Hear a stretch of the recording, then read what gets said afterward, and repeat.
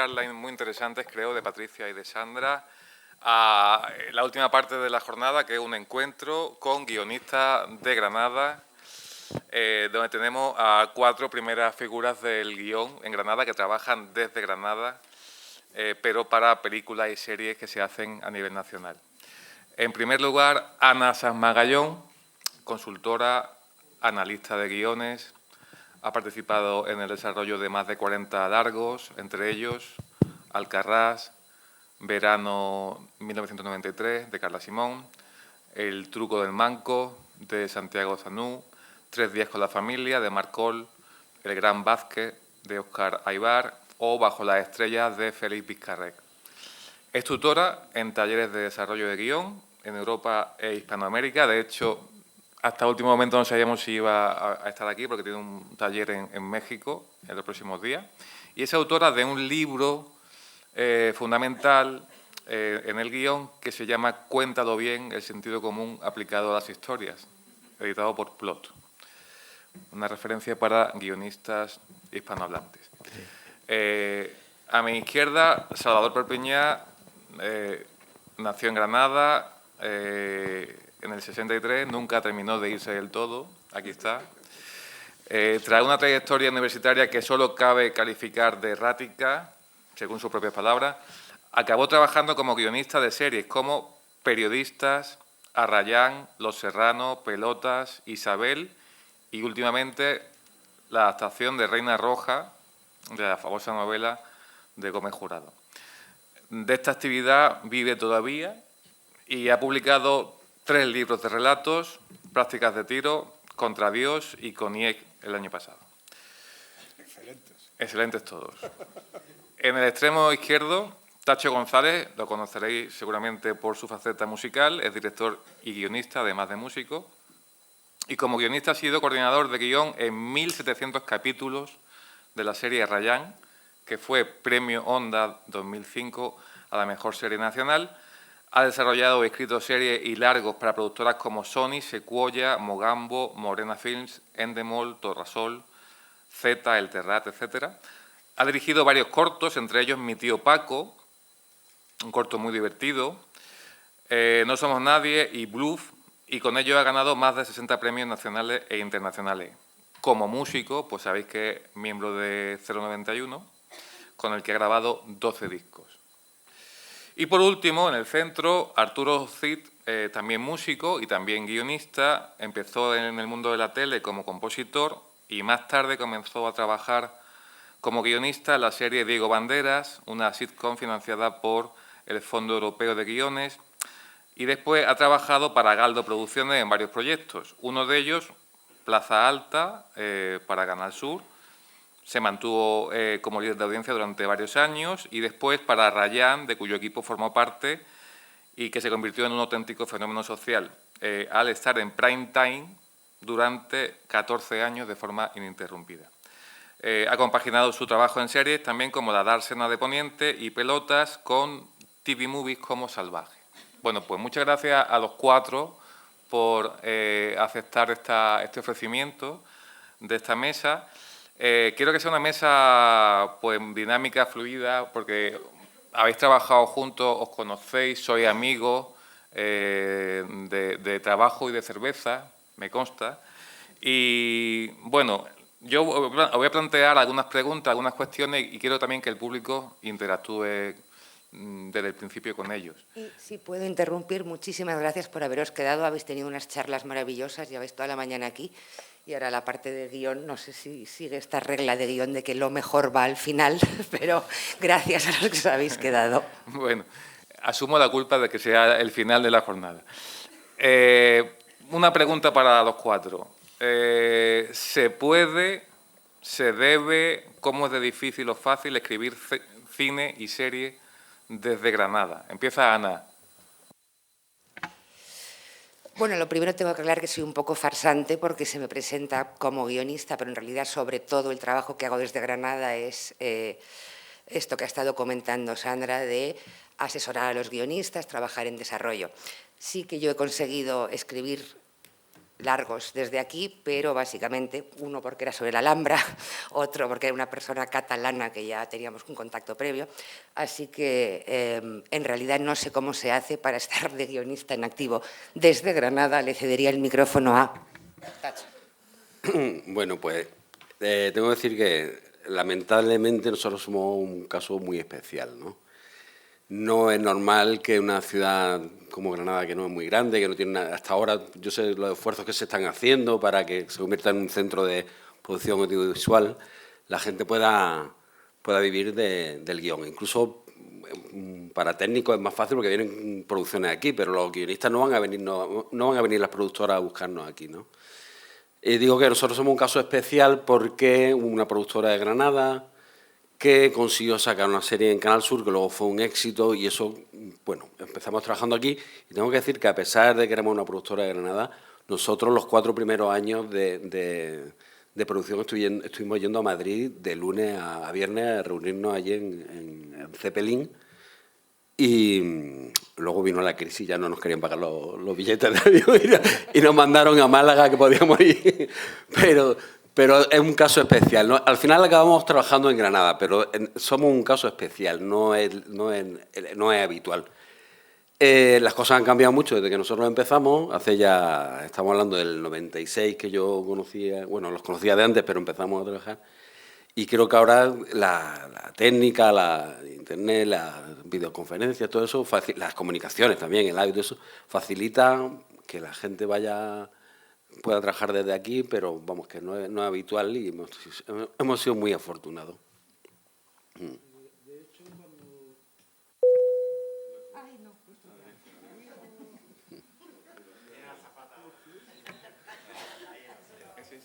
Este, ¿no? Ya funciona. Bueno, de hecho, cuando nosotros empezamos, como dice Tacho, estábamos muy vinculados a Madrid. Estuvimos trabajando en varios proyectos, aquí de cara a Canal Sur también, ¿no? Haciendo muchos proyectos, los hacíamos ahí ya casi por nuestra cuenta y riesgo. Y hasta que uno de ellos, Plaza Alta, se convirtió en interesante para una productora de Madrid, que era Zeppelin. Entonces, digamos que nosotros, cuando llegamos al asalto a Madrid, éramos como una especie de mal necesario para la productora. Hay que meter a los catetos estos aquí, porque con ellos va el vínculo con Canal Sur, ¿no?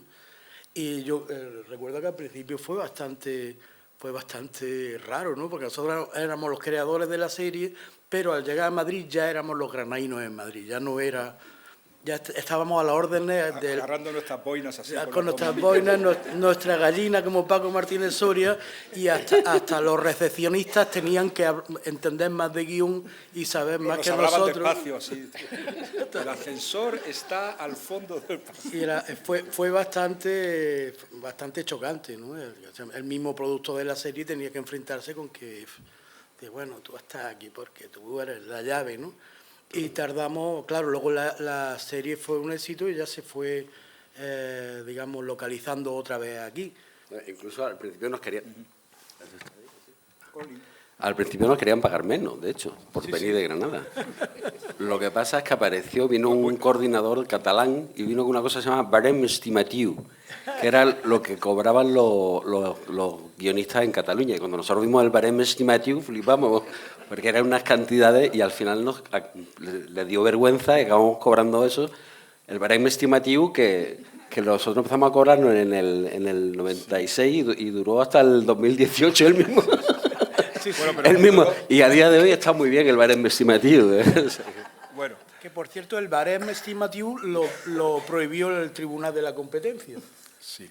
Y tuvo que pagar el sindicato de guionistas, Alma, tuvo que pagar una multa, vamos, escandalosamente alta precisamente por sugerir cuáles debían ser los precios de contrato. Así que cuidadín, callarse. Querido, mientras hizo una pregunta al principio, yo estaba todo el rato pensando las palabras brillantes con las que voy a responder. No, ahora en serio, a las preguntas de si se puede trabajar desde Granada, sí, se puede. ¿Se debe? Creo que no. Básicamente es recomendable. Es muy difícil. Creo que, resumiendo un poco lo que han dicho, o sea que voy voy a hablar por hablar, porque ya lo han dicho todos mis compañeros, pero básicamente si nosotros podemos trabajar ahora desde Granada es porque hemos hecho una trayectoria de ida y vuelta. De algún modo hemos estado en Madrid, allí en Madrid nos hemos fogueado, hemos hecho la imprescindible labor, digamos, de relaciones, de conocer gente. Yo, por ejemplo, soy malísimo en ello, soy un negado absoluto, pero indudablemente conoces contactos que al principio no te son útiles, pero poco a poco vas creando una red que van saliendo cosas de ahí. Entonces, se puede, sí, cuesta mucho más también. Y había una cosa estupenda que iba a decir, pero se me ha quedado un poco en el aire, se me ha olvidado. Y es muy triste. Esperad, dame 2 segundos. Bueno, no me lo deis, seguid. Es producto del tiempo que estuvo haciendo contactos en Madrid. Una lesión. Claro, eso ha llevado... No, Sí. en la parte sí que es verdad. Quiero decir, existe la posibilidad, por supuesto, tú puedes hacer desde Granada, puedes hacer lo que quieras, porque puedes tener realmente una idea genial, puedes tener la suerte de levantar, digamos, de manera más o menos independiente algo, y a partir de ahí, digamos, lo tienes fácil, ¿no? Pero bueno, siempre ayuda, yo le llamo la doble nacionalidad, ¿no? Yo creo que todos los que estamos aquí en esta mesa vivimos en Granada, ha sido una elección personal, digamos, más acorde con el tipo de vida que deseamos llevar, ¿no? De repente nos encontramos cómodas en las dimensiones razonables de esta ciudad, ni muy grande ni muy pequeña, nos gusta vivir aquí. Pero que indudablemente la doble nacionalidad, el tener siempre una antenita aquí, una antenita allá, cosa que, bueno, tampoco es tan difícil, pues conviene. Ya está. Yo añadiría, porque yo, como se nota por mi acento, no nací en Granada, y efectivamente he podido quedarme a vivir aquí porque ya había hecho mis contactos. Pero una cosa que creo que sí que es una ventaja estando en Granada es que primero puedes conocer a la gente que está haciendo cosas interesantes. Es mucho más fácil en una ciudad más pequeña poder establecer vínculos, alianzas, conexiones con gente de aquí. Y con todo este esfuerzo que se está haciendo por los Goya, y se lleva haciendo un tiempo, de los festivales, de los encuentros, de estas jornadas como estas, es mucho más fácil acercarte a un productor de Granada o entablar conversaciones con gente que de fuera de Granada viene aquí a pasar 2 días y vas a acabar tomándote una cerveza o un café o pudiendo hacer preguntas. Y eso es una ventaja que yo creo que no habría que olvidar. Claro. Si estás en Los Ángeles, para que te consigas acercar a alguien mínimamente importante, pues es imposible. Aquí creo que por el tamaño y por el carácter de la ciudad sí que es muy posible establecer alianzas, incluso de gente que está haciendo proyectos desde las instituciones educativas o gente que se empieza a mover haciendo cosas. Es mucho más fácil, yo creo, que haya un entramado de gente que se conozca. Porque hay una cosa que me parece importante también, digamos, de hacer cine o escribir desde la periferia, es, digamos, tienes un punto de vista diferente, sobre todo respecto a las historias, respecto a la realidad. A veces se corre el riesgo de que cuando hubo una época, sobre todo en la década de los 80 y tal, yo le llamo un poco la malasañización de las historias, ¿no? De repente es un tipo de historia muy específicamente madrileña, muy específicamente malasaña, por decir algo, ¿sabes lo que quiero decir, no? Muy de urbanita madrileño, con sus manías, sus cosas, muy de la gente del mundo del cine, ¿no? Sin embargo, y la seguimos viendo. Claro, sí, pero cada vez menos. Ahora de repente hay puntos de vista más, digamos, más periféricos de gente, bueno, de otras partes, de Galicia, de Cataluña, de Castilla, de Andalucía. O sea, gente que ofrece otra visión de la realidad, ¿no? Más próxima, digamos, bueno, a la común humanidad de todos, no tan específica de una, digamos, de una clase, de una manera de pensar determinada, ¿no? Que a veces es un poco cargante. Sí, Siempre. por favor. Y perdón por haberte cortado. Es que no te verán atrás. A ver, Ay.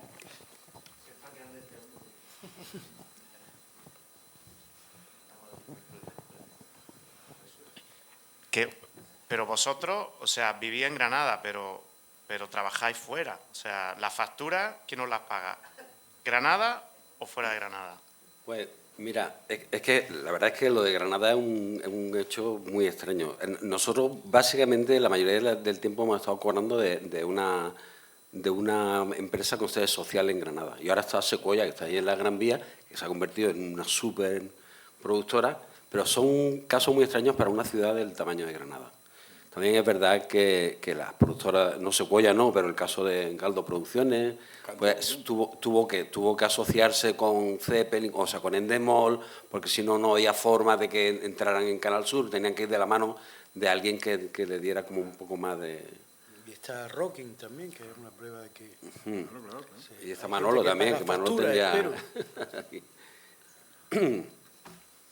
Yo, sin duda alguna, gano dinero de otros sitios y lo gasto en Granada, que me parece mucho mejor plan que intentar ganar dinero en Granada y gastarlo en otros sitios. O sea que sí, en mi caso... Pero sí, básicamente eso fue una raya en el agua. Todo lo que estamos haciendo ahora, desde hace 10 años, aquí son productoras de fuera y viene de fuera el dinero. Sí.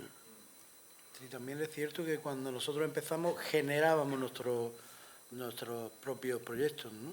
Y eso a su vez generó mucho movimiento alrededor, porque cuando la serie que tenía vocación de ser una serie andaluza, de hecho fue la primera serie que se grabó en andaluz, y que yo era el andaluzador de diálogos, que había estado en Madrid, y entonces había un puesto que era el redialoguista que convertía los giros en que sonara un poco más andaluz, lo que escribían los guionistas de fuera.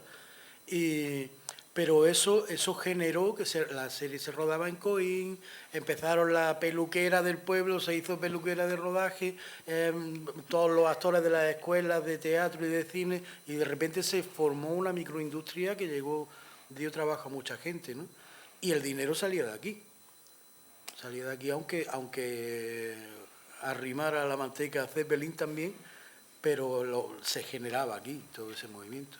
Ahora, cada vez yo supongo que se depende más de plataformas y de una industria que está cada vez más fuera, o digamos más centralizada, ¿no? Más global, y ya lo que te cae es el tentáculo que te pilla cerca, pero no se genera tanto desde aquí. No. Es que tenías cara de estar pensando algo importante. Sí. Estaba pensando algo importante, además tenía que ver con lo que estaba hablando, no estaba pensando en la lista de la compra. Sí. Bueno, otra pregunta. ¿Cómo se os ocurre a cada uno la idea, brillante o no, de escribir? ¿Cómo surge eso y cuándo surge? Bueno, sí, empiezo yo por aquí. La verdad es que no lo recuerdo exactamente, pero hace mucho tiempo yo siempre me ha interesado el mundo del cine. Yo soy autodidacta, yo estudié en realidad historia antigua, que no tiene nada que ver, porque aquí en aquella época no había nada de audiovisual ni nada parecido. Algo tenía que estudiar aquello. Y yo empecé a leer sobre cine y cosas así, empecé a escribir mis primeros guiones en un papel, a bolígrafo, y luego, antes de que era ordenador, a máquina. Y no recuerdo el momento exacto, pero yo creo que en mi primera adolescencia empecé a hacer ya mis pinitos como guionista. Bueno, yo en mi caso, que creo que en el de Tacho también tiene mucho que ver la presencia de este señor de aquí, que ya estaba trabajando con una productora, como guionista. Yo creo que era el único guionista que había aquí, ¿no? Puede, no sé, en aquel entonces no lo sé. Yo no recuerdo otro. El caso es que la gente que estábamos alrededor de él, pues él nos fue abriendo puertas. Yo era músico, o sea, yo había compuesto una música para un programa de televisión, y él que me conocía, oye, ¿por qué no escribes? Va a haber una prueba de guionista, ¿por qué no escribes tú? Y bueno, me pasaron más o menos de que iba, me fui a la librería, me compré los 2 libros de guión que había, me puse a escribir y saqué el curro, y hasta hoy. Hay que decir Pero que esa es la formación, una formación muy seria. Aquí en Granada se da un fenómeno también curioso, y es que los pocos guionistas que hay además son músicos o muy melómanos. Y hubo un momento que estábamos en el equipo de escaletas de Reyán, estábamos Arturo, José Ignacio Lapido, yo y alguien más. Entonces hacíamos las reuniones de escaletas, a lo mejor eran de 10 a 12, y entonces Arturo, que es coleccionista de instrumentos, a las 12 paramos y sacábamos unos ukeleles y nos poníamos a tocar. Qué falta de rigor. Sí, no sé, También tengo que contar que en otra época, ya puesto con la falta de rigor de los guionistas, una época en que coincidimos ambos, bueno, Ana, tú no estabas en aquel entonces, entonces coincidimos en estábamos trabajando simultáneamente en 2 series. Tacho y Arturo estaban trabajando en Arrayán y yo en ese momento estaba trabajando en una sitcom de Infausto Recuerdo en Canal Sur, ¿no? Entonces, bueno, había unos problemas de producción tremendos, yo tenía que quedarme por la noche trabajando allí en un bungalow en Coín, así a base de cafeína y de hecho polvo, y mientras tanto ellos también tenían que estar trabajando por la noche a marcha forzada, y me consta que eso, mientras yo trabajaba, ellos se dedicaban no solo a beber whisky, sino a apedrear los cojones de un toro de Osborne que por allí había. Esto para que veáis la clase de gente que son los guionistas. Respecto, bueno, la pregunta de... Bueno, en realidad no sé si le importará, como he hecho la pregunta de qué es lo... Yo creo lo de ser guionista en mi caso porque creo que no sirvo para otra cosa. O sea, si hubiera tenido que dedicarme en esa vida a otra cosa, lo tendría muy crudo, crudísimo. Entonces yo creo que siempre yo quería, desde creo que desde pequeño sí, me apetecía escribir, contar historias. Luego pensé ingenuo, en una época de mi vida, de muy joven, en mi ingenuidad, por supuesto que sabía que existían guionistas, pero no se me ocurría pensar que el guión fuera una actividad viable. Yo lo que pensaba que quería ser director, quería dirigir películas, ¿no? Y entonces pensaba que el escribir guiones era la manera de acceder al puesto de director, ¿no? Con los años me he dado cuenta de que me gusta ser guionista. Es muy sufrido, tiene sus problemas, un poco siempre no vamos a hablar de eso, pero sí me gusta más que dirigir. Y mi caso es un poco más curioso porque yo estudié ciencias de la información con un célebre periodista ideal aquí presente, y yo en primero me di cuenta de que no me importaba nada lo que ocurriera en la realidad. Y pensé, necesito buscar un trabajo que se acerque a mis 2 hobbies, que eran leer novelas y ver películas. Y me apuntaba a todos los talleres que había uno que se llamaba Guión y Producción Audiovisual. Y allí nos dijeron, porque los profesores solían venir con un título de Los Ángeles bajo el brazo, y nos dijeron que allí en California había gente que vivía de leer películas, eran los famosos lectores de guión, y yo dije, Dios mío, esto es lo que yo quiero hacer siempre. Y yo tuve la suerte de que cuando acabé la carrera, mi padre vivía en Madrid, yo me refugié bajo el techo paterno también puede decirse, pero no, era el techo, luego ya después. Entonces yo no tenía que pagar un alquiler y entonces pude subsistir mucho tiempo leyendo guiones.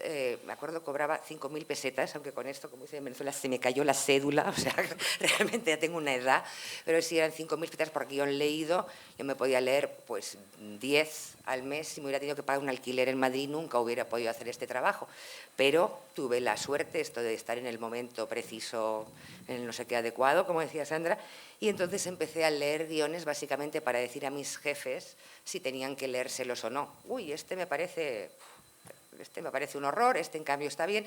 Y después de acertar con unas cuantas personas que pensaron que mi criterio era válido, dijeron, bueno, pues entonces en vez de hacer de filtro, ¿por qué no te pones a hacer sugerencias a los proyectos que ya sí que están en desarrollo? ¿Por qué no, en vez de estar diciendo este sí, este no, este que sabemos que sí, pues a ver qué se te ocurre para mejorarlo?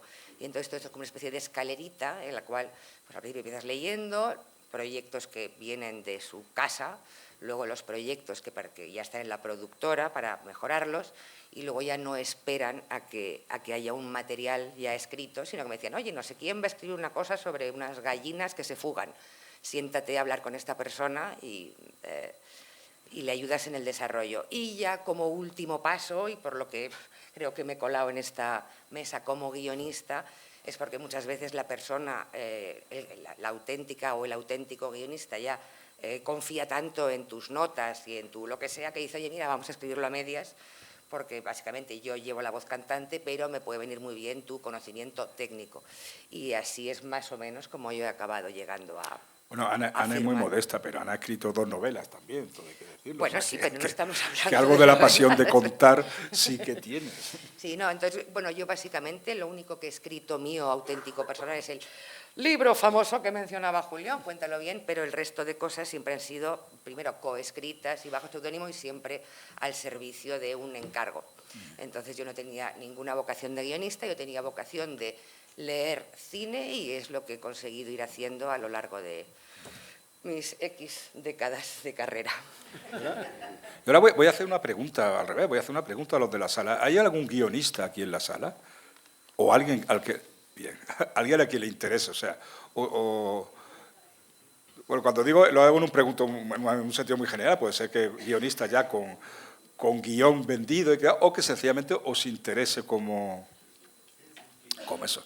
Entonces, bueno, ¿hay algo que queráis saber en vuestra posición? Digo, imagino que vivís en Granada y que os planteáis si es, no sé, ¿tenéis alguna pregunta específica? Dios. Bueno, pues si no queréis los... Sí.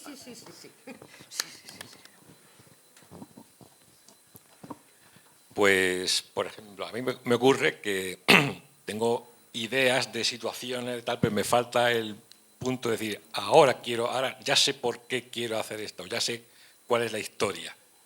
¿Cómo llegáis a ese punto de darle vueltas a ideas hasta decir, ahora es cuando... Pues, bueno, no sé, yo creo que cada persona tiene su... Nosotros hemos trabajado mucho juntos, todos los que estamos aquí, y creo que tenemos estructuras mentales diferentes y cada uno tiene su forma. Muy diferentes. Yo, por ejemplo, soy más de buscar el concepto desde el principio y luego desarrollarlo, y Salva, que trabajo mucho con él, es más de divagar sobre una idea y luego coger el concepto. Yo creo que cada uno tiene su estilo y su forma de hacer las cosas. Sí es verdad que incluso yo, que voy muy al concepto, voy muy buscando el concepto del principio, hay momentos que estoy perdido y no sé exactamente qué estoy contando, pero sí sé que voy a buscar un concepto, ¿no? Y intento buscar cuál es el núcleo, cuál es el tema, de qué va esta peli, qué es lo que ¿sabes? Sí. Yo al principio, cuando empecé a escribir, yo, por ejemplo, eso lo que ha dicho Tacho es muy de tener el high concept, ¿no? O sea, es decir, esto va de algo que se pueda contar en una frase. Yo no funciono así, funciona de otra manera. Y al principio, yo era mucho peor todavía, porque al principio, bueno, pues yo no sabía, no tenía ni idea. Entonces, empezaba escribiendo con una situación, una imagen que me seducía, y a partir de ahí tiraba millas, ¿no? Y no es recomendable. Puede ocurrir, o sea, muchas veces a partir de una idea, de una imagen, de una situación, puede surgir una historia, pero no, lo recomendable es no empezar a escribir hasta que esa historia no la tienes más o menos de la manera más sucinta, ¿sabes? Aunque puedas partir de eso, de una situación, ¿no? ¿Sabes? De una situación que te parece particularmente seductora. Imagino que eso también... Pero antes tienes que... Esa técnica de empezar a escribir algo ya te rompe un pequeño bloqueo, después ya va surgiendo lo que sea, ¿no? Ya va buscando de esa manera. Bueno, lo último que voy a decir, hay otro estimulante poderosísimo para la creatividad, que se llama un plazo de entrega. O sea, es milagroso cómo te puede venir la inspiración cuando tienes que entregar pasado mañana. Es algo realmente asombroso. Muy malo para los nervios, pero muy eficaz. Fatal. No, muchas veces yo creo que las ideas están ahí y, como dices tú, arrancan cuando pueden arrancar. Muchas veces un proyecto que te está dando, o un tema que te está dando vueltas en la cabeza durante años, lo que un día se te ocurre que el punto de vista es otro. Desde que esta historia que tú has estado pensando, que el protagonista es tal, pues resulta que es su primo chico. Y ¡pum! Y de repente todo cambia y entonces empieza a andar. Pero yo creo que todos los procesos creativos son así. O incluso cuando tú tienes una idea de un drama tremendo y estás diciendo, joder, que esto es tan denso, tal y cual, y muchas veces el drama está tan cerca de la comedia que dices, hostia, ¿y si esto fuera para reírse? ¡Bum! Y te sale la historia, empieza a andar. Pero eso te tiene que pillar trabajando. Claro. Es que es así. O sea, no... Porque yo conozco, he sido un gran procrastinador, ¿sabes? Entonces, bueno, no tengo mi momento, no encuentro la inspiración, voy a pensar, le voy a dar una vuelta. No. Resulta que hay un momento cuando de repente te pones ante la página en blanco, que da un miedo horroroso, ¿no? La página en blanco, ¿sabes? O escribo, una noche oscura y tormentosa, punto, ¿sabes? Bien. Entonces, pero hay un momento en que de repente comienza a tirar millas, escribes lo que sea, lo que se te pasa por la cabeza. Y de repente llega un momento cuando llevas media hora, bueno, va en cabezas, ¿no? Pero lleva un rato escribiendo, de repente, como yo siempre lo veo, digo, es como si se te abriera aquí un agujerito en la cabeza, se te abriera una fontanela, ¡guau! Y de repente ocurre algo, de repente comienzan a salir ideas y todo eso te pilla trabajando. Te pilla, es cuando te pones a ello. O sea que... Yo, como estoy convencida de la importancia del conflicto en las historias, te voy a llevar la contraria.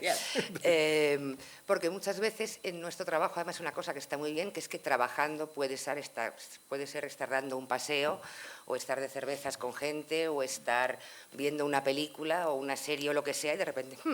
Y entonces yo siempre digo que no entiendo mucho de cine, sino que a mí lo que me interesan más son las historias. Y entonces yo confío mucho en, si estás dándole vueltas a una cosa, se la intentes contar a tus amigos, preferentemente no siempre al mismo amigo, porque se puede acabar hartando, pero si vas diciendo, bueno, estoy pensando en tal, y contar lo que ocurre en esto que tienes en la cabeza, y a veces ves que estás un minuto y dices, bueno, y luego, y te aburres tú mismo, bueno, pues esta historia posiblemente no vaya a ningún lado. El charlar con gente, que para mí es una forma de estar trabajando, y decir, pues es que se me ha ocurrido esta imagen, que dices tú, esta imagen, y entonces ¿dónde podría ir? Y entonces le vas dando vueltas, y a lo mejor básicamente, si después de contarla muchas veces puedes escribir un folio, luego cambiará muchísimo, será otro punto de vista, será comedia en vez de drama, pero el hecho de ver algo que tiene más o menos ojitos y piececillos, o sea, que no es como un haiku. Oye, es que estoy enamorado de esta imagen. Bueno, pues a lo mejor es que escribo un poema, pero esto te da para una historia, pues una forma de testearlo es con amigos y conocidos, preferentemente no del mundo del cine, que te dirán, esto es un poco como Tarkovsky, y yo, no, mi historia es no sé qué. Otra cosa que funciona mucho es utilizar este concepto que todos los que habéis estudiado audiovisual, esto de la logline, eso es el test definitivo, para mi gusto, para una... No sé, cada cual trabaja como quiere, ¿no? Pero el examen de si una historia funciona es decir, bueno, tienes 400 folios escritos y ¿de qué va esto? Pues va, hasta que uno no puede plantear en muy poco espacio, en 3 líneas, quién protagoniza la historia, qué conflicto tiene, qué conflicto personal, y todo eso se puede especificar de una manera muy, muy concreta y muy sencilla, ¿no? Y puede estar en 2 líneas. Hasta que no pase esa prueba, yo creo que una historia no anda. Al menos una historia, digamos, en el ámbito, entre comillas, comercial, ¿no? No vamos a eso, un mundo Tarkovsky. Incluso yo supongo que Tarkovsky va de un señor que dice da y un señor que dice niet. No sé. Pero ibas a preguntar algo más, ¿a que sí? No, ahora soy yo. Buenos días. Me llamo Nacho, soy actor y además también escribo. Lo que pasa que, bueno, tengo al guionista muy metido en el armario todavía, aunque algunas cosas sí que he hecho ya, sobre todo cortos personales. Me gusta escribir desde que tengo 13 años. Escribo casi todos los días, bueno, todos los días, para no mentir.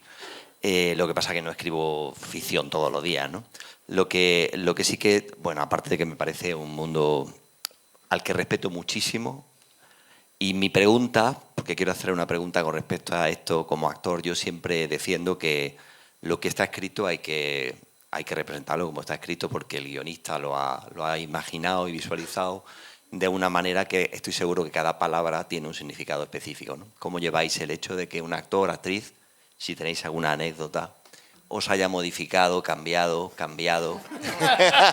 Creo que vas a decir algo. Yo soy muy respetuoso con esto, muy respetuoso, pero tengo compañeros y compañeras, y bueno, y todos sabemos que Marlon Brando, por ejemplo, se lo pasaba por el forro. Claro, pero no todo el mundo es Marlon Brando. Es que efectivamente. Ahí estamos. Vamos a ver, lógicamente un guión... No, decir, es un campo abierto. No, no es un campo abierto, hostias, es un guión. No, por supuesto, como cualquier material de trabajo, es modificable, ¿no? Entonces, bueno, el director tiene su punto de vista sobre el guión, el actor puede tener su propia interpretación por el guión, pero claro, el guión, el trabajo previo, el problema es que si cada uno empieza... Muchas veces muchas cosas que estaban escritas en el guión por algo, muchos planes y muchas cosas se pueden perder. Entonces hay que tener ese equilibrio entre bueno, la capacidad de mejorar un guión siempre es mejorable, ¿no? Pero, ¿entiendes? O sea, abre tu cabeza, pero no tanto que el cerebro se te desparrame. Esto lo digo que me hace mucha gracia, no sé si... Claro, esto quizás es muy de medio... Hace poco, el protagonista de Reina Roja, Jovic Keuskerian, un hombre así expansivo, tremendo. Entonces dijo, muy así. Entonces, bueno, este es de los que dice, que cuando vea un guión y viene acotaciones, ¿no? Pero claro, porque luego las producciones, las plataformas te piden las acotaciones. Claro, porque normalmente se supone que lo que uno ha leído siempre es que lo elegante es que tú pones Antonia y su frase. Entonces, decir acotaciones, digamos, emocionadas, tocándose el lobulillo de la oreja, pues no, porque eso es meterte en el terreno del actor y tienes que dejarle.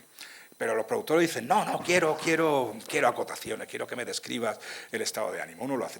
Este Jovic decía que no. Yo cuando veo un guión que dice, mira con tristeza, pero a la vez con un estremecimiento de rabia, bueno, cojo y lo tiro a la papelera. Entonces en una entrevista vino a decir eso, que bueno, que el guión era solo un punto de partida y que él decía un poco lo que le salía del chisme. Y claro, esto, bueno, por supuesto, en la profesión causó un todo, Jovic, ¿qué es lo que estás diciendo? ¿No? Hay siempre una tensión entre los deseos del actor y del director y entre el pobre y frágil ego e inmenso ego del guionista, pero lo que he dicho al principio, por supuesto, todo guión es mejorable y muchas veces los actores pueden aportar cosas buenas, pero bueno, oye, los actores tampoco tienen todo el día un momento buenísimo, entonces, sobre todo eso, bueno, si eres Marlon Brando, si eres Robert De Niro, si eres... he dicho dos actores ya muy viejos, estaba intentando pensar un actor. Pero los conozco, ¿eh? Sí, ya, Joaquín Phoenix, algo así. Pues, vale, puedes permitirte, pero, ¿sabes? Esa idea de que yo soy actor y, bueno, aquí pongo un poco que mi personaje, oye, no porque, insisto, hay un trabajito de fondo, hay una estructura armada que no puedes tocarla así en plan... Ya está, esto es la aportación En la serie de televisión el problema se agrava, porque muchas veces la historia tiene un alcance que el propio actor no sabe. Claro. Entonces, muchas veces cuando han leído temporadas posteriores, empiezan a actuar ya pensando lo que le va a pasar dentro de 6 meses, pero te están jodiendo todo el arco argumental. ¿Sabes esto? ¿Acuerdas cuando pasó aquel que tenía lupus, que luego era una joven promesa? Y al principio pues era un adolescente normal que salía, tenía sus cosas de adolescentes, pero él, como era muy de método, había leído la siguiente temporada que tenía lupus y ya en el primer episodio que aparecía ya estaba viviendo un drama perpetuo. ¿Tú qué te pasa? Y hubo que decirle, niño, que tú no tienes lupus, ¿sabes? Porque se estaba telegrafiando lo que iba a ocurrir, te joden, y muchas veces cambian, en televisión se trabaja tan rápido que no hay tiempo. Se ponen más acotaciones porque muchas veces los actores no tienen tiempo de entender lo que está pasando ahí, ¿sabes? Bueno, y también están las Biblias, ¿no? Que se hace... Claro. Cada temporada. Por eso muchas veces las Biblias no se proporcionan a los actores, entre otras cosas, porque los actores lo primero que hacen es darle la Biblia a su agente y renegociar el contrato diciendo, es que me necesitan para la siguiente temporada. Que también para congraciarnos con los actores hay que decir también que, bueno, por esta misma regla de tres que hemos dicho, hay muchas otras veces que tú escribes algo y de repente cuando lo ves y de repente ves que el actor ha aportado algo y te quedas diciendo, ¡oh, pero también qué maravilla! Pero también depende del género, porque, por ejemplo, en época no puedes meter ninguna morcilla, es que es imposible. Y el que lo hace... Bueno, Aníbal, ese es que se lo montó bien. Eso me encantaba. O sea, esto es otro tema. Muchas series de época aquí en España, claro, intentan que eso en principio está bien, ¿no? Que no decir, ¿cómo anda Huesa Merced? ¿No? Porque intenta... Pero claro, yo creo que una serie de época tiene que tener cierta gravedad a la manera de hablar, ¿no? Entonces, pues eso, había una... No diremos nombres, pero había una serie de época, de los tiempos de los romanos, entonces había uno que estaba diciendo, bueno, Aníbal, ese sí que se lo montaba bien, ¿no? Y el Cid, en el primer episodio salía, o el segundo, no me acuerdo, salía uno diciendo, bueno, si quiere a su hijo mío, si quiere ser un líder de hombres, dice, oye, líder no. Líder no. Hombre, el mejor proceso sería, que no siempre se puede hacer, en el que hay una interacción entre el guionista y el actor. Entonces se sientan, hacen una lectura de guión, los actores dicen, esto no me suena, no lo entiendo. De hecho, se hace tal. Sí, claro, pues cuando hay tiempo. Normalmente nosotros estamos muy acostumbrados a que no tengamos esa oportunidad, ¿no? Pero ese sería el método más lógico y más productivo. También en serie hay personas que se te acercan y te dicen, oye, te ha faltado esta palabra. Y lo hacen. Y yo lo agradezco. porque creo que, como digo, hay que respetar vuestro trabajo, ¿no? Pero también voy a otras series en las que te dicen, no pasa nada, tranquilo, di otra cosa.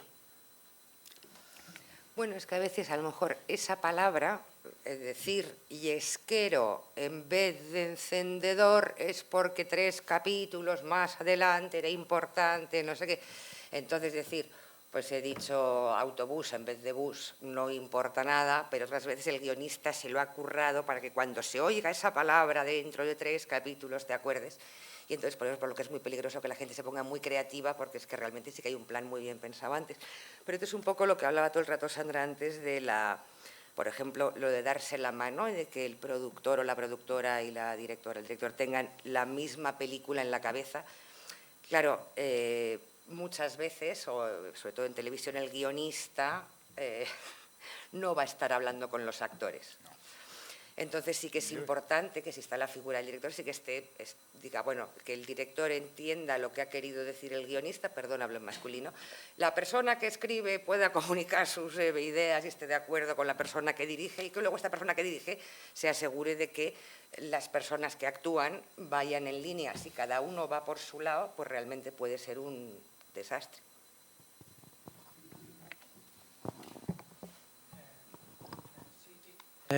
Yo quería hacer una pequeña aportación como director y guionista, ¿no?, en sintonía con lo que decía Tacho, y es que sin lugar a dudas los ensayos generales son un auténtico potosí para los guionistas, ¿eh?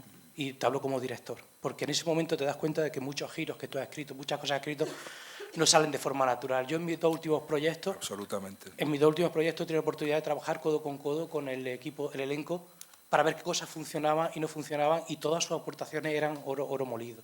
Eran impresionantes, y eso ha permitido que al final el guión sea mucho mejor, ¿no? Claro. Pero bueno, en fin, quería hacer esa pequeña aportación porque precisamente vengo de una experiencia en la que he estado trabajando muy intensamente con 2 actores, pues para buscar un poco el tono y demás. Por eso se hacen los ensayos generales. Sí. Para mí me parece imprescindible, ¿eh? Y te hablo como director y como guionista, ¿vale? Pero quería preguntaros 2 cositas. La primera es, ¿cómo consideráis, si funciona bien una película o un guión donde la comedia actúa al servicio de la tragedia? Es decir, ¿funciona bien ese tipo de cosas? Yo personalmente a mí me gusta mucho, siempre meter un punto cómico a historias que son muy trágicas. Pero quería tener vuestro punto de vista. ¿Cómo funciona eso? Y también una segunda pregunta, sí quería preguntaros, también muy breve, y querría saber qué os parece Granada como fuente de inspiración.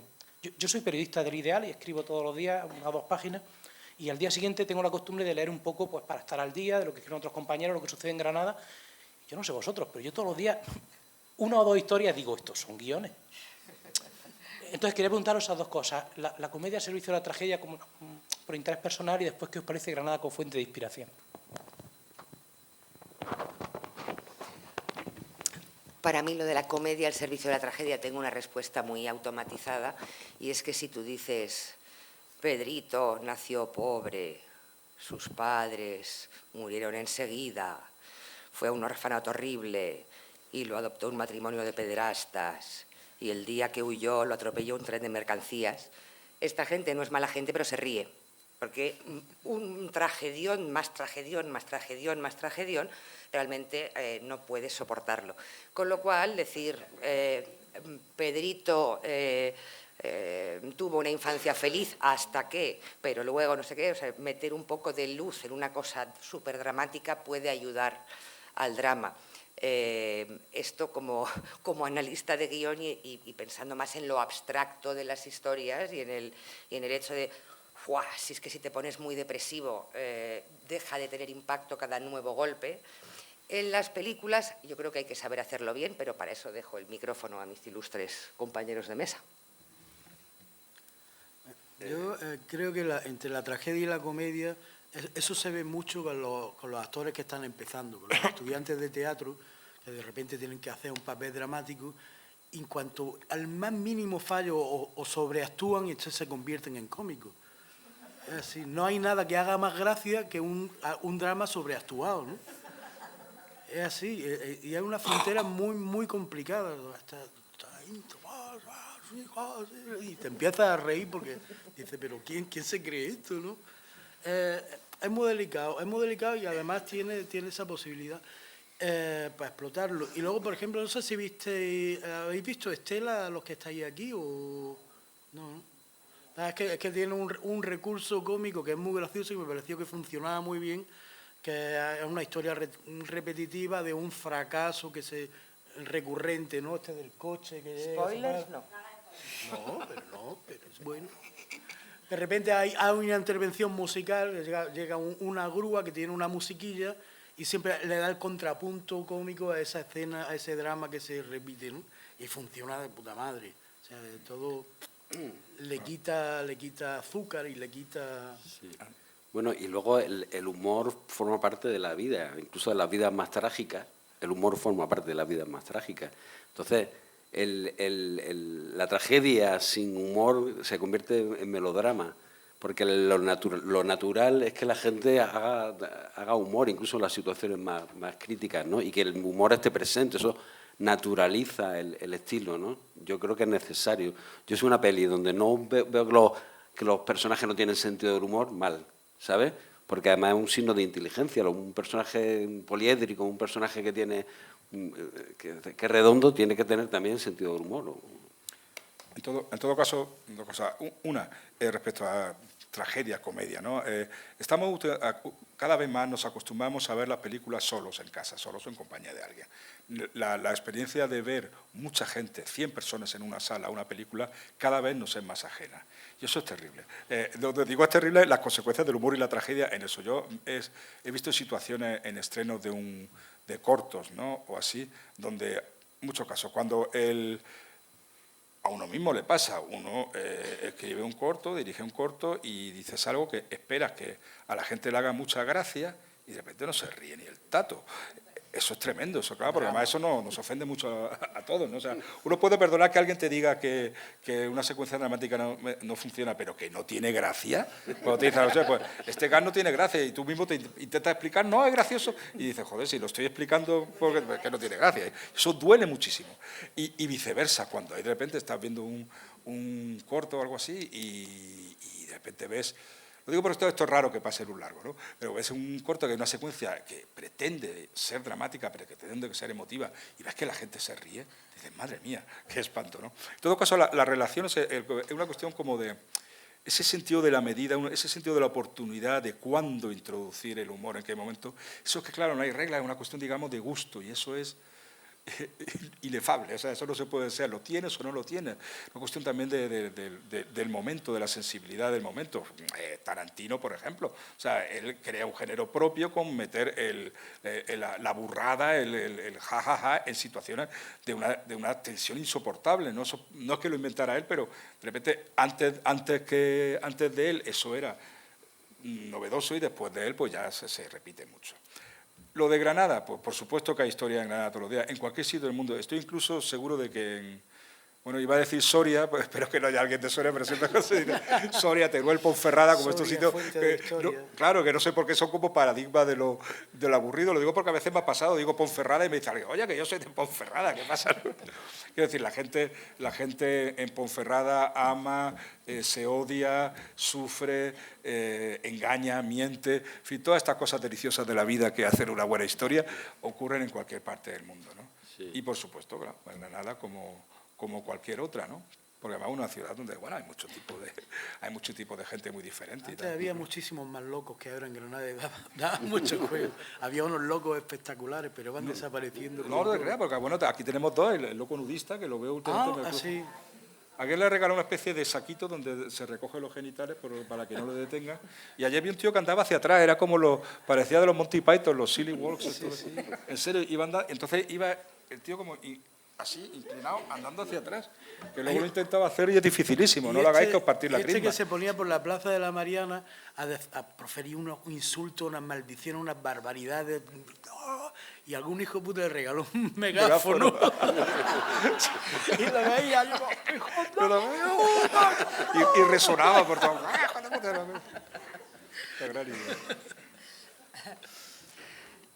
A mí, si me lo permitís, como extranjera, gente peculiar tiene que haber en todas partes. Quizá un problema puede ser que en Granada la gente esté diciendo ¿Qué me escribo yo de la Alhambra? Y soy la primera culpable, pero a ver, ¿qué tenemos aquí? Pues tenemos flamenco, tenemos Lorca, tenemos la Alhambra, tenemos grupos de rock, tenemos estudiantes de Erasmus, tal, no sé qué. Y en realidad yo creo que se podría contar cualquier historia súper universal partiendo de una cosa local que suceda en el Zaidín. El problema es que cuando piensas en Granada, dices, pues ya lo tengo. Esto es un romance de una cantaora, que no sé qué, y claro, realmente luego cualquier sitio es bueno para inspirarse. A lo mejor el problema puede ser que haya mucha gente del mismo sitio, pues todo el mundo ahora hablando de albaricoques en Alcarrás o de Malasaña en Madrid o del Borne, y entonces, bueno, inspiración muchísima. Ahora, a todo el mundo le está inspirando esta vista. Yo tengo la Alhambra enfrente y lo flipo todo el rato, pero claro, posiblemente a todo el mundo le inspire la Alhambra, con lo cual estás ahí compitiendo con un montón de gente que está haciendo lo mismo que tú. En cambio, la ciencia, los astronautas, es una cosa que está muy bien y también es muy de Granada. Otra pregunta por aquí. Habéis escrito solos y en compañía, en mesa de guionistas y por vuestra cuenta, los 4. ¿Ventajas, inconvenientes? ¿Qué preferís?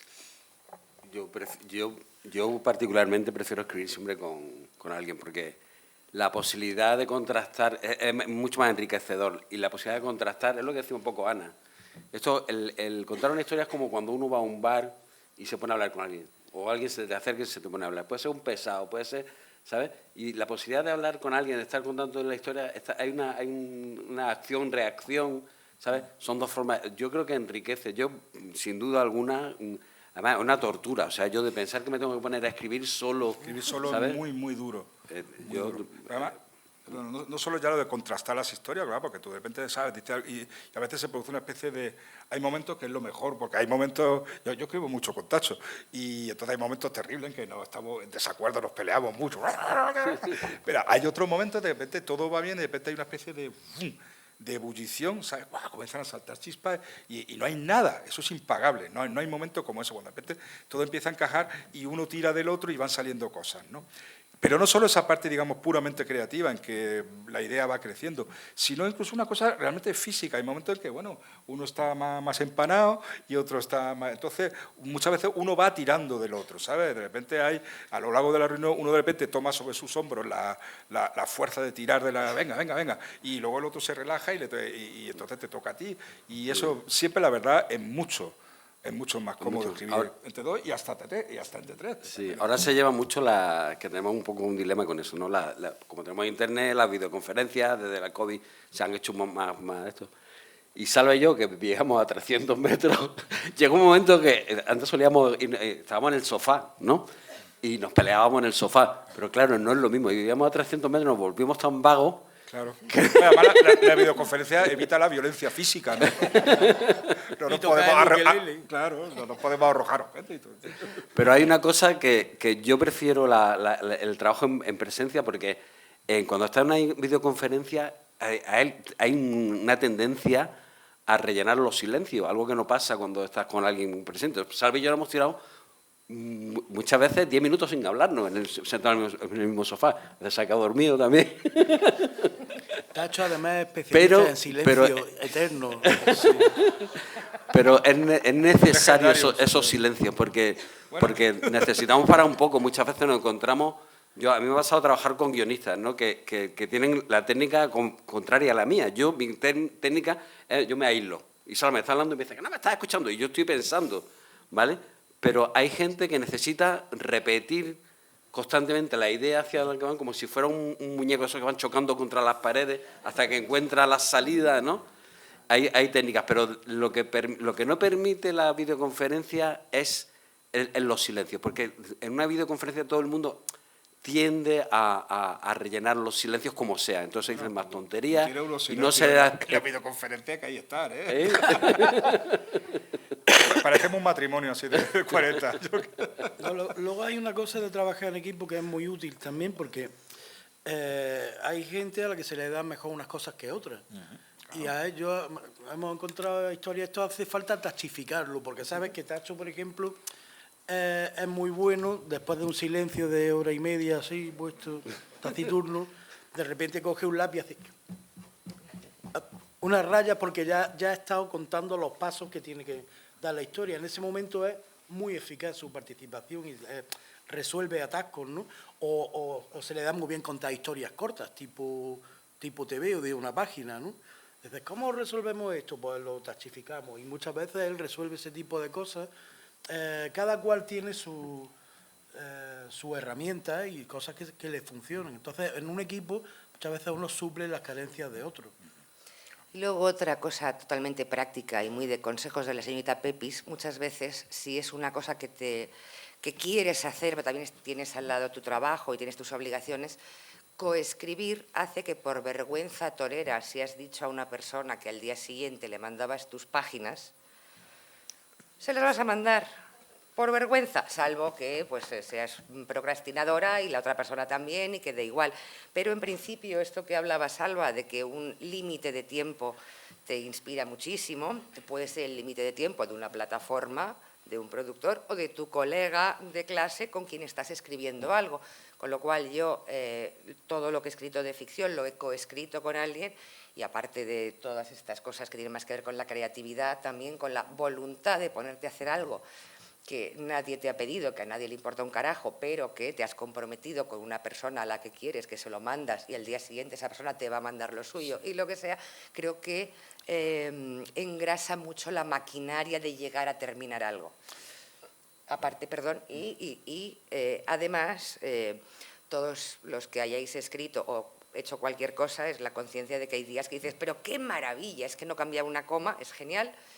Y la otra persona te puede decir, hombre, Y otras veces que dices, esto es un espanto, ¿cómo se me ha ocurrido tal? Lo voy a tirar a la basura. Otra persona dice, no, a la basura no. Con lo cual también, como contrapeso anímico, está muy bien la coescritura. Tiene que ver con el nivel de exigencia. Normalmente, bueno, hay días que uno, pues eso, detesta todo lo que ha escrito, te parece horrible, y hay otros días que estás de un autoindulgente tremendo. Entonces, claro, necesitas...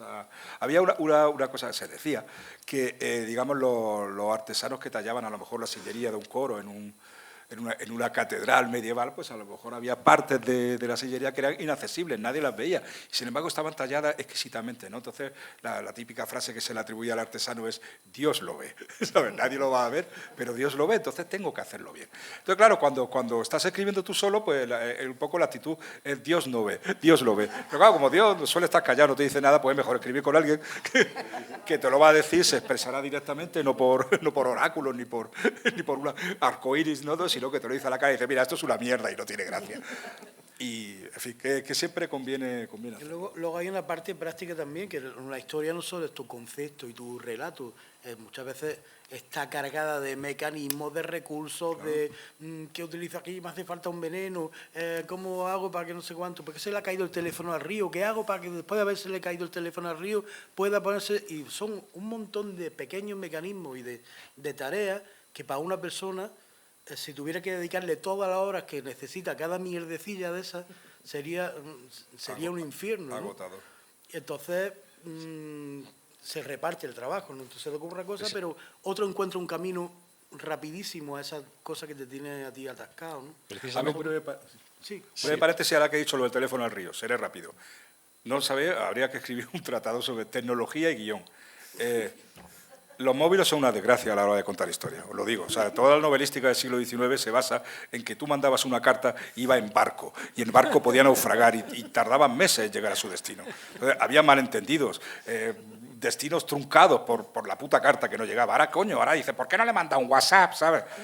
¿Por qué no lo llama por teléfono? Entonces, claro, porque el problema es que puede recurrir a maldición, no hay cobertura, o ¡ay, se me acabó la batería! Y que era feísimo, ¿no? De verdad, no os hacéis una idea de los móviles y la facilidad que tiene, lo que complican porque claro, al fin y al cabo las historias se basan en la imposibilidad de que dos seres humanos se puedan comunicar o solucionar un problema, y el disponer de un móvil, en fin, es un coñazo. Venga. Precisamente, hablando de las dinámicas ahí a la hora de crear guiones, de un tiempo a esta parte hay un surgimiento de juegos de mesa, y un grupo de estos juegos de mesa son story games, juegos de crear historias. ¿Conocéis alguno? ¿Habéis jugado alguno? ¿Usáis en el...? No somos generacionalmente, no. Nos quedamos en el sí, pero no he jugado. En el Comecoco creo que nos quedamos allí. No sé, yo tengo una teoría sobre el tema pero creo que hablo desde la ignorancia porque no me falta una parte y es que yo no he jugado eso, pero tengo la idea de que un juego es un juego, donde tú tomas decisiones. En una historia, el narrador tiene que llevarte a ti. Mi función como narrador no es hacer pensar, porque eso es metalingüístico, no es hacer pensar al oyente, al espectador, sobre la historia y que tome decisiones, porque eso es un juego. Mi función y mi labor, si la hago bien, estará bien hecha la historia, es que el espectador esté sintiendo las emociones que yo quiero que sienta y guiarlo a través de la historia emocionalmente para que sea una experiencia emocional que yo he creado y que yo he construido de una manera. Y un juego no, un juego tú, en el momento que el espectador tiene que tomar decisiones, es como si se pusiera, traspasara, no es la cuarta pared, o sea, se pone en el otro lado, en el lugar del narrador. Y entonces ya estás jugando, porque tú estás creando tu propia. Pero creo que son cosas muy diferentes. Y lo que hacemos nosotros, yo creo que no se puede trasladar o extrapolar a los juegos tal y como lo hacemos, ¿no? Tengo esa sensación, ¿no? Yo alguna vez he jugado una cosa de esta y, bueno, aparte que los que yo he visto suelen ser una historia un poco traídas por los pelos, ¿no? Parten de una paradoja y tú tienes que hacer preguntas y ver cómo has llegado hasta ahí. Pues quizá como juego puede ser entretenido, con un Cuba Libre, tal igual, pero como herramienta no sé hasta qué punto tiene utilidad, porque en realidad yo creo que las historias, pues eso como dice él, tienen que contar los protagonistas de la historia, y tú eres el que mueve los hilos y hasta que los protagonistas, los personajes, toman sus propias decisiones si tú lo has hecho bien, los ponen en una situación, no es un juego. Antes iba a decir algo cuando hablaste tú sobre los actores y se me había quedado en el tintero, estaba tratando de acordarme. Y es el tema, ¿por qué protestan los actores cuando vienen los guiones con muchas acotaciones, mucho parental, ¿no?, que se llama? Porque se sienten marionetas, ¿sabes? Y es muy desagradable que te digan todo lo que tienes que hacer. Entonces hay un nivel, que lo decía Salva, tú no puedes decirle a un actor, entonces tú no puedes escribir una acotación de se rascó la oreja y tal, porque él está haciendo como si fuera una marioneta del actor, entonces es muy desagradable, tienes que dejarle un margen al actor, ¿no? Saber que él va a saber interpretar eso. Pero sí hay que acotar para que porque hay, mira, por ejemplo, las parental, lo que son los paréntesis que se ponen, normalmente hay que evitarlos, ¿no? Siempre que se pueda hay que evitarlos, ¿no? Pero hay veces que los tienes que utilizar y es cuando una frase muy corta puede tener depende de cómo se diga, puede tener muchos matices diferentes, ¿no? Y ahí es donde hay que intervenir porque entonces sí para dirigir qué es lo que tú querías decir con esta palabra. Tengo un ejemplo, una acotación que sea fulanito, insultante, hijo de puta. Es una acotación horrorosa. En cambio, fulanito enamorado, ¡ay, qué hijo de puta!, lo cambia todo. Entonces yo creo que las acotaciones con las que los actores se enfadan es que tú, en vez de decir está mintiendo, como en las escuelas dicen, tú tienes que decir solo lo que se ve en pantalla, pues en vez de decir está mintiendo y que el actor se apañe, pues dices guiña un poco el ojo, se rasca la oreja, se gira y carraspea para que se note que está mintiendo, en plan, bueno, ya se apañará. A mí, por ejemplo, me ayuda. Perdón, sigo siendo yo. A mí, por ejemplo, me ayuda y para mí es un reto. Es un reto el que tú me hayas marcado 48 acciones y yo ser libre dentro de esas acciones para crear. Claro. Para mí es mucho más reto como actor. Claro, y como creativo, aunque tú me estés y yo me sienta marioneta, en el fondo yo estoy diciendo, vale, pero tú me estás haciendo una marioneta, pero yo tengo que encontrar la fórmula de ser libre para crear con esto que tú me estás dando. Porque tiene sentido lo que tú me has escrito, es por algo, como decía ella antes. Hay una cosa, antes yo me acuerdo de una época en que, a la hora de escribir los guiones, uno pensaba en el guión como un documento básicamente dirigido al director. Entonces siempre se decía, no, hombre, y decía, hay que ver que escribe una cosa que la cámara no registra, ¿sabes? O sea, podía hacer una descripción más o menos literaria y hablaba de un estado de ánimo del personaje, ¿sabes? Entra devastado, sintiendo alguna licencia literaria, eso parecía amateur, ¿no? Porque decía, claro, no, el guión tiene que estar dirigido a es lo que se ve, es lo que se ve en la cámara, ¿no? Lo que la cámara registra, hasta que de repente te das cuenta, ¿qué cojones? No. O sea, un guión no es solo un documento destinado al director, es un documento destinado también al actor. El actor debe entender, cuantas más pistas le des sobre la situación emocional del personaje, mejor. Entonces, a ser posible darle muchas pistas sin que se sienta dirigido. Que me ayuda a crear, a mí me ayuda a crear. 45 grados. Cuanta más información tenga, más me ayuda a crear el personaje, más fiel soy a lo que tú has pensado. Hay un dilema en el estilo de la escritura de los guiones que es atenerse a la ortodoxia y escribir solo lo que se puede transmitir por cámara y lo que es actuable, porque hay acotaciones que no son actuables, que tú le dices a un actor, siente por dentro un odio, pero no, eso sí, pero hay cosas que no son actuables, o excederse y ser más literario y transmitir. Por ejemplo, bajaba por las escaleras y olía a repollo. En una película no huele a repollo, porque a no ser que ¿sabes? Pero a lo mejor el olor a repollo sirve para crear un ambiente que... ¿Cuál es el problema? Que eso lo puede hacer, Salva, que ha escrito Reina Roja ahora y no le va a decir nadie, este tío no sabe.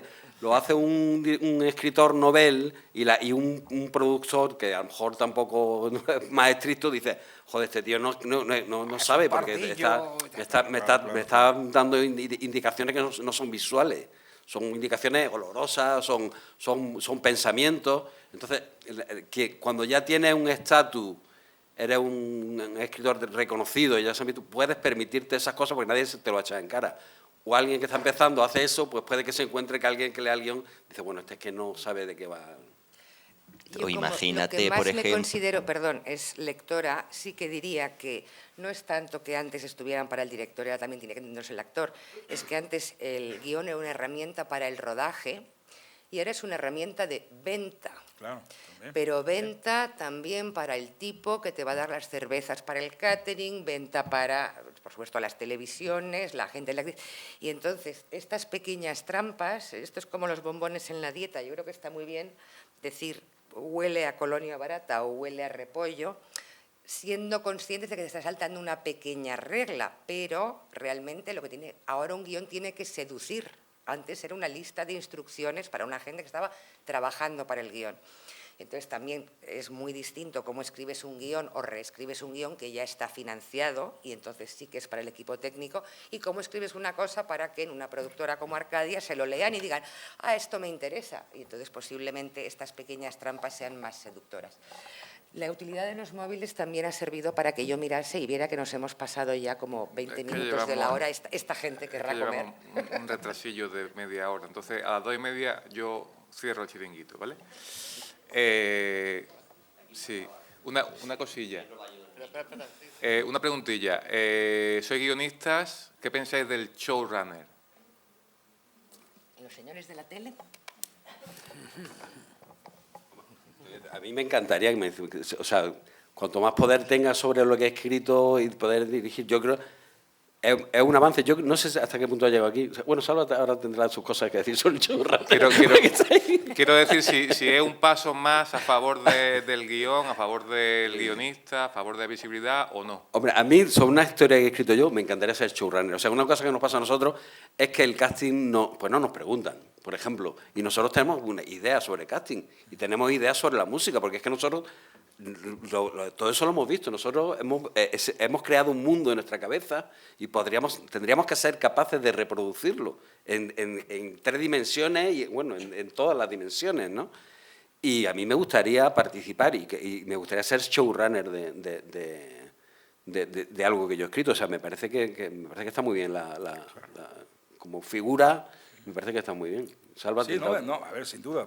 Antes se le llamaba coordinador de guión, que era una cosa así vagamente funcionarial, pero ahora se te dice showrunner, joder, suena muy bien, se te llena la boca. No, por supuesto, claro, uno aspira, lógicamente todos tenemos nuestro ego, entonces todos queremos que la historia que hemos imaginado, tener el máximo control sobre ello. Lo que pasa es que también para eso hay que servir, ¿sabes? Yo, por ejemplo, no estoy seguro de que yo fuera en mi caso, yo fuera un buen showrunner, ¿no? Porque claro, un showrunner, prepárate a dedicarle durante lo que dura la serie, olvídate prácticamente de tu vida, dedicarle 16 horas diarias, ¿sabes? Porque claro, el papel de guionista, tú escribes y lo entregas, haces los cambios que haya que hacer y ya está. No, amigos, si eres showrunner, tienes que estar preocupado, ¿sabes? Por el casting, por todo. Tiene en cierto modo que hacer casi la producción, la labor de un productor ejecutivo, en cierto modo. Entonces, claro, para eso hay que servir, o sea, hay que tener las ganas, la energía, la capacidad de concentración y las ganas de no tener vida privada para dedicarte a ser showrunner. O sea, claro, a todos nos encantaría ser showrunner, pero no tener que trabajar 16 horas diarias, pero me temo que ser showrunner, ¡guau! A mí personalmente no me gustaría nada, vamos. Normalmente mi vínculo con las cosas que escribo acaba cuando cubro y no quiero decir que lo que más me importa... Arturo es un nihilista. No, pero no eso, simplemente el guión yo sé lo que va a pasar con él. Va a acabar en la papelera y va a arrancar, dice, esto no da tiempo, esto no lo dice mi personaje no lo dice, todo el mundo hace lo que quiere. Es una herramienta, yo lo considero así, no sé, mucho más artesanal. Y entonces... preocuparse por lo que vayan a hacer con el guión es sufrimiento asegurado. Sí, y como a mí no me gustaría estar diciendo tú a esto, no, a esta prefiero tocar el saxofón en mi casa, entonces... Hay que desarrollar un desapego casi budista, ¿no? Sí. ¿Sabes? Para decir, ¿sabes? Bueno, es mi hijo, ya está. Se va al mundo y ya que sea de lo que quiera. Vuela que no te vuelva a ver yo nunca. Luego ya de vez en cuando ves que han hecho algo, dices, no ardieras, ¿no? Sí, no. Pero hay que distanciarse. ¿Se puede? Sí. Vale. Perdón. Nada. Pues a mí como habéis hablado del trabajo en equipo, y yo creo que con anecdotitas se aprende que flipa, me está dando una curiosidad que me muero, el trabajo individual de cada uno, el proceso de cada uno, ¿no? Un poco como lo abordáis. Si es muy amplio, quizás un día de trabajo de cada uno de vosotros, ¿cómo es? No sé. Pues depende si es una serie o si es un guión que estamos, por ejemplo, escribiendo a 4 manos, ¿no? Pues si es una serie, eso normalmente está bastante establecido. Por ejemplo, en Arrayán, que tenía que funcionar eso de una forma como una fábrica, que vamos muy rápido, pues había 5 dialoguistas, porque había 5 capítulos por semana, había 3 escaletistas y un coordinador. Y entonces cada uno tiene su función muy clara. El coordinador coordina todo el proceso. ¿Algo más personal? ¿Tú has visto una película que se llama Barton Fink? No, hay guionistas muy metódicos, ¿sabes? Que se levantan todos los días a la misma hora y escriben, voy a escribir de 8 a 1, y luego, ¿sabes? Sacan a pasar al perro, hacer la comida, y luego se ponen a oír a Stravinsky y tal. Hay de todo, pero yo creo que... Abunda más la procrastinación que... Sacándole fármacos. La fecha de entrega... Normalmente la fecha de entrega hace mucho, o sea, y... Es que la evitación es muy fácil, o sea, escribir a veces es divertido, pero a veces escribir es doloroso. Doloroso no por una cosa psicoanálisis, no, sino sencillamente porque cuesta, o sea, digamos, entonces, cuesta, hay que esforzarse, por eso porque el cuerpo te pide otras cosas, que no, que está... Entonces, bueno, sí, entonces tienes que entrar en ese momento del cableante, no ese momento de euforia creativa en que de repente todo comienza y de repente te olvidas del tiempo. Hay un momento que de repente, comenzar a salir, trabajo individual, comienzan a salir las cosas y te olvidas del tiempo. Ese momento es maravilloso, pero para llegar ahí hace falta 3 horas de atravesar el desierto, de un tedio mortal. Entonces, claro, el cuerpo, tu cerebro intenta evitarlo. De ahí la procrastinación. Hay gente más disciplinada y que dice, pum, los que no somos tan disciplinados tenemos eso. Entonces, la labor del guionista son tedio, procrastinación y éxtasis. Éxtasis, procrastinación y tedio. Éxtasis, tedio, procrastinación. En todo caso, consumo desaforado de café, hay otras sustancias ayudan, cada maestrillo tiene su librillo. Yo quería preguntar algún consejo para los que también padecemos de esta creatividad inquieta, que no sabemos a dónde apuntar. Porque yo, por ejemplo, he hecho audiovisuales, también me he formado como actor, pero escribo un cortito para Instagram, luego hago microrelatos, ahora me voy Ahora me ha dado por hacer stand-up comedy, por hacer monólogos, de monólogos, pero me gustaría saber a dónde hay que apuntar. Porque es que ya una meta.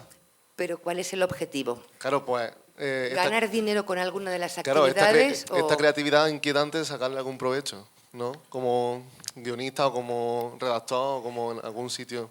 Bueno, yo pensaría que se te da mejor y que te pagan más. Y... Bueno. Muy bien visto. Pero no, en cualquier caso, yo creo que pues, o yo, por mi experiencia, bueno, lo que han contado de la vendedora de la rosa, muchas veces haciendo, dices, no, bueno, pues ya dejo mi carrera de guionista y me voy a poner a hacer otra cosa. Pero haciendo esa otra cosa te encuentras a alguien que dice, que tengo la cámara pero no tengo un guión, pues lo hago. Es decir, que yo creo que mientras puedas estar en terrenos más o menos creativos y ya si encima lo compaginas con unas oposiciones a correos y entonces hacer esa cosa creativa por las tardes. Correo no sé si es buena idea, pero bueno, correos no es una profesión de futuro. Bueno, quiero decir que cualquiera de estas cosas te puede servir muchísimo, yo creo que son vasos comunicantes. Si es ganar dinero lo antes posible, no sabría, pero sí... creo que también este tema de las conexiones, ¿dónde vas a...? Claro que... Ese corto de o esa cosa de Instagram va a hacer que alguien diga, oye, pues yo querría... No lo sabes. Claro que... No tires la toalla, claro, pero oposita. El camino es largo, o sea, y hay gente... normalmente cuando la gente triunfa, tendemos a pensar que alguien, joder, qué rápido ha triunfado, pero tú no sabes, claro, uno no sabe los 5 o 6 años que se ha pasado antes llamando puertas y, ¿sabes?, comiéndose los mocos, ¿no? Normalmente el proceso es largo. Sí. O sea, a no ser que tengas la inmensa suerte de que de repente digas, voy a escribir un largo, y de repente estás sembrado y escribir un largo que es absolutamente indiscutible y tienes la suerte, porque no basta que sea absolutamente indiscutible, no. O sea, tienes que tener la suerte de llamar a la puerta adecuada en el momento justo, no es por desmoralizar, ¿eh? Pero ¿qué pasa eso? Tú puedes tener un guión buenísimo y de repente, por lo que sea, de repente o no llamas a la puerta adecuada o se le das a un productor que no sabe moverlo bien y te lo quema, ¿sabes? O cuando está, o sea, la cantidad de cosas que conspiran para que lo que tú has escrito no se haga es tremenda, pero no pienses en ello, nunca pienses en ello. Porque puede ocurrir todo lo contrario, puede de repente todos los vientos soplar a tu favor y de repente, pum, pam, lo tengo, ¿no? O sea, nunca se sabe. En todo caso, hay que armarse de mucha paciencia, desapego. Me gusta. Yo vale, gracias. Como ejemplo de persona dispersa que se dedica a 1000 cosas, pero que hago de todo menos lo que tengo que hacer en cada momento. Me pasa. Ahora bien, hay una cosa. Primero, que para el oficio de guionista es muy importante vivir muchas cosas. O sea, que cualquier experiencia que tú tengas respecto a todo va a ser una herramienta que tengas porque tú tienes que inventar vidas. Y cuantas más referencias reales tengas y más experiencias, más cultura, la cultura, yo creo que es fundamental en una persona que escribe guiones. Porque tienes que poderte poner en otras cabezas, tienes que cambiar de registro, tienes que tener todo tipo de experiencias, conocer lo máximo que puedas todos los oficios del cine, ¿sabes? Saber cuándo te vas a encontrar un problema, saber haber visto manejar una percha de un micro, saber en qué mundo te mueves. Y luego, pero así hay una cosa, el guión es un oficio. Y un oficio, igual que tallar un baúl con un formón, requiere una práctica de años y requiere una capacidad de obsesionarse por eso y de centrarse en eso y de conocer en profundidad lo que estás haciendo. Entonces, bueno, está bien picotear, pero tienes que darle al oficio el respeto que merece, claro, como tal.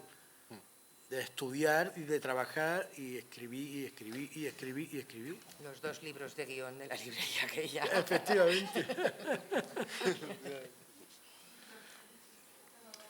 Nos queda poco tiempo, una pregunta última. Hola, ¿qué tal? Tengo un poco de curiosidad sobre algo, sobre lo que habéis esbozado hace un momentillo, y es que siendo el cine un arte eminentemente visual, ¿no? Quería preguntaros vosotros como guionistas, más allá de construir una historia, desarrollar personajes, diálogos, etcétera, si a la hora de escribir pensáis concretamente en planos, de manera visual, en la luz, en el sonido, o es algo que dejáis para los directores. O sea, si estamos ya pensando técnicamente en cómo, cómo se va a cómo traducir eso en... Yo particularmente no. O sea, no, o trato de evitarlo. Yo no me imagino lo que estoy viendo planificado. Yo me lo imagino en una situación, trato de imaginarlo en una situación real. Yo, aparte de... No, tiene toda la razón, Nacho. Y aparte de eso, muchas veces, o sea, lo máximo que llego a hacer, porque necesito también visualizarlo, esto puede parecer raro, pero así, me lo llego a imaginar como el recuerdo que tiene una película después de haberla visto. Entonces, la película, después de haber visto, no la recuerdas planificada, no recuerdas plano a plano, sino tienes una impresión general de una atmósfera, de unas imágenes. Eso, bueno, que equivale a lo que tú has dicho, la vida real. Pero yo, vamos, creo que es mala cosa si... Hombre, hay cosas que piden a gritos Pero eso hay cuquerías a la hora de escribir para, sin decir primer plano de... Que el director piense, ¡ay, aquí vendría bien un primer plano! Sí, eso es uno de los trucos que hay que manejar, que no se den cuenta que estás diciéndole por la cámara aquí, porque se enfadan muchísimo. Yo creo que también depende del tipo de producción, el tiempo que tenga para pensar la historia. Muchas veces arranca uno de una manera más pedestre, de una manera más basada en el diálogo, y si tienes tiempo para revisar y te lo pagan durante el tiempo suficiente para decir, no, en vez de decir esto voy a ver no sé qué, ¿no? Va enriqueciendo, aportando imágenes y resumiendo información, eliminando información hablada. Pero también el tipo de producción para la que trabajes. Cuanto menos presupuesto, menos acción. Que el tiempo es muy importante. O sea, nosotros que hemos trabajado en series que se hacían muy rápido, que es como una fábrica, lo normal es, como no tienes tiempo, la primera idea que te viene a la cabeza es la que aceptas, y la primera idea que te viene a la cabeza es normalmente un cliché, ¿sabes? Entonces acabas escribiendo clichés. Si escribes rápido, acabas escribiendo clichés. Hay que pasar por un proceso de autocrítica y ver qué es lo que está realmente, dónde están los clichés de lo que estás escribiendo, y por revolverte contra ellos y buscar en ese registro personal, en tu historia personal, en lo que has vivido, para sacar cosas de la vida real que las conoces de verdad y traértelas, en vez de entrar porque si no acabas escribiendo películas sobre películas, ¿no? Porque, Ana, tú no notarás mucho eso, o sea, tú que lees decenas, cientos de guiones, notarás enseguida eso, ¿no? El cliché, la idea improvisada. Sí, no, yo justo estaba pensando que lamentablemente es muy difícil. Hay gente que es muy buena con las imágenes, pero que es mala escribiendo guiones. Entonces, una cosa es que se te ocurra la idea maravillosa, pero si la escribes, no digo con falta de ortografía, pero el equilibrio entre la realización, una cosa visual y una cosa maravillosa que puede hacer que una historia despegue, y encontrar que esa misma persona con esa imaginación visual sepa escribir un guión seductor es realmente muy difícil. Y entonces, básicamente, lo que lo siento por mi experiencia, los guionistas tienden más, los puramente guionistas tienden más a la historia. ¿Qué es lo que pasa? Entra, atraca el banco y se va. Y en cambio una realizadora puede darle más, una bolsa de dinero se desparrama por el aire, la luz que entra por la ventana, pero a lo mejor lo lees y no te enteras de que ha atracado un banco. Con lo cual, creo que esto, sin saber mucho de neurociencia, creo que tiene que ver con el lado izquierdo, el lado derecho del cerebro, y lo suyo es, generalmente todo el mundo tiene como una mayor capacidad y lo que tiene que hacer es entrenarse en la otra. El que no ve en imágenes, pues esforzarse en visualizar, y el que es muy bueno con imágenes pero no sabe expresar sus pensamientos en frases cortas y entendibles, pues tiene que trabajar en eso. Creo que no he contestado lo que me estabas diciendo, pero... Pero son las 2:30 y haciéndole caso a Ana, hay que comer, ¿no? Y beber lo que podamos, siendo sábado.